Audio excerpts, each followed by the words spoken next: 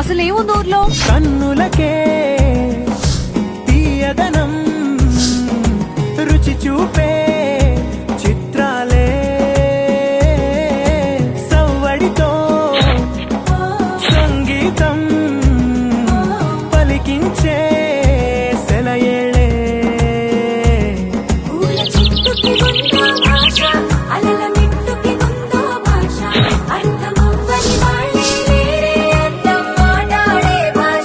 పలకరింపే పులకరింపై పిలుపునిస్తే పరవశించడమే మనసుకి తెలిసిన భాష మమతలు పంచే